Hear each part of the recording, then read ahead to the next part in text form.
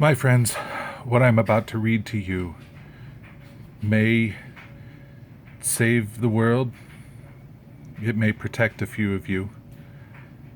It's unsure. All I know is that I need to read this to save maybe at least one of you before I am gone.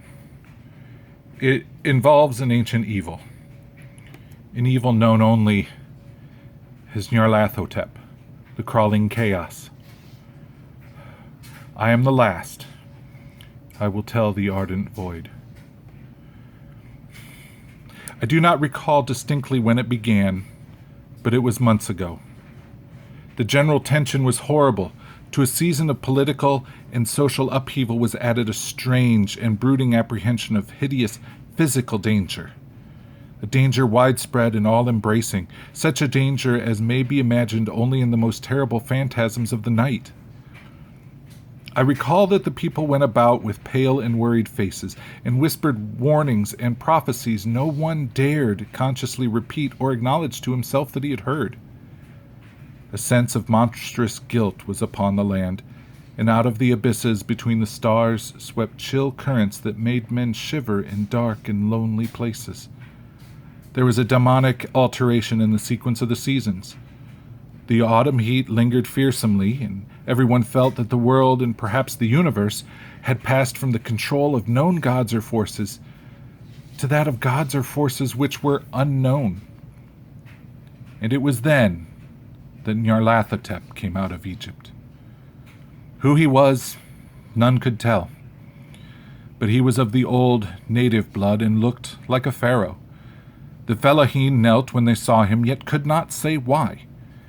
He had risen up out of the blackness of 27 centuries, and that he had heard messages from the places not on this planet.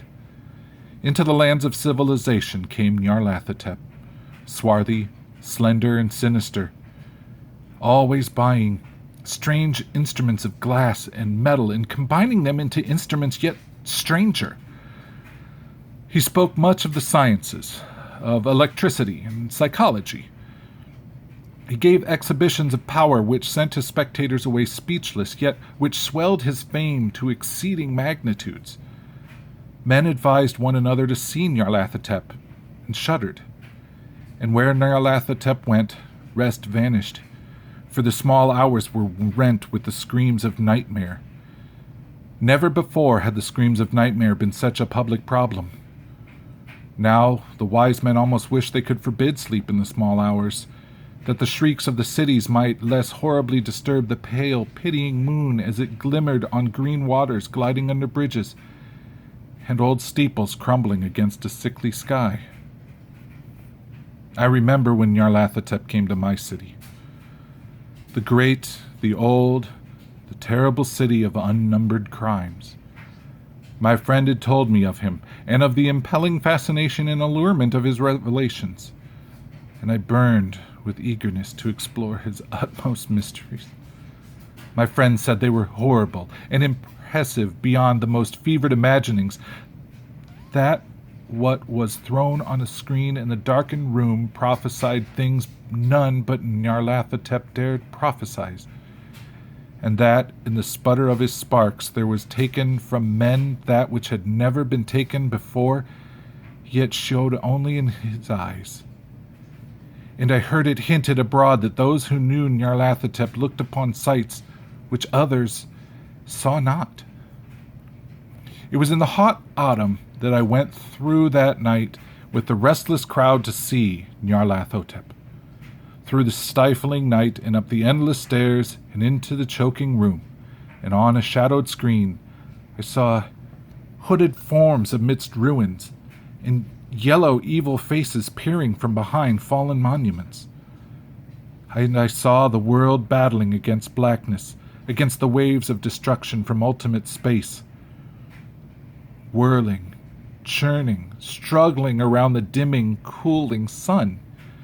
Then the sparks played amazingly around the heads of the spectators, and hair stood up on end, while shadows more grotesque than I can tell came out and squatted on the heads.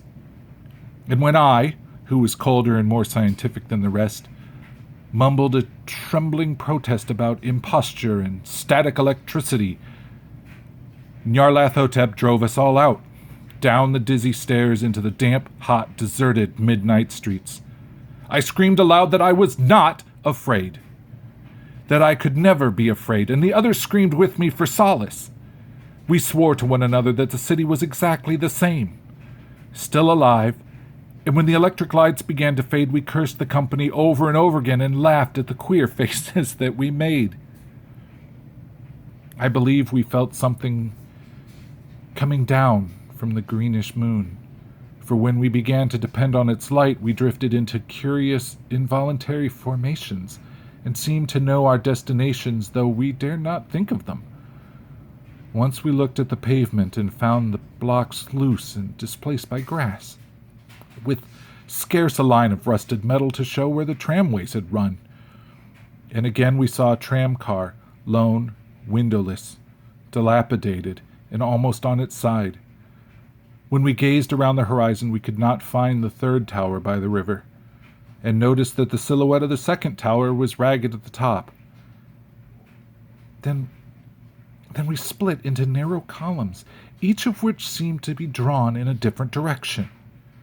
One disappeared into a narrow alley to the left, howling with a laughter that was mad.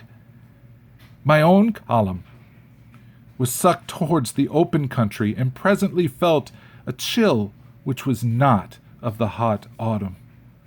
For as we stalked out on the dark moor, we beheld around us the hellish moon glitter of evil snows. Trackless, inexplicable snows, swept asunder in one direction only, where lay a gulf all the blacker for its glittering walls. The column seemed very thin indeed as it plodded dreamily into the gulf.